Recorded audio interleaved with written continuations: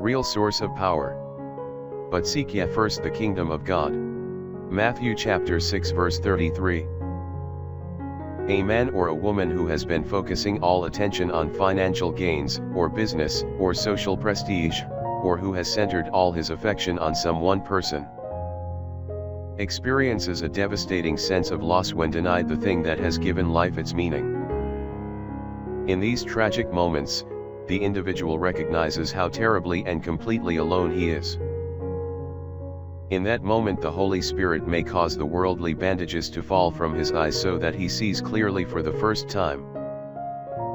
He recognizes that God is the only source of real power, and the only enduring fountainhead of love and companionship. Prayer for the day from out of the depths. Lord, my eyes have seen that only you are unchanging, eternal love. Help me to put you first in everything I do.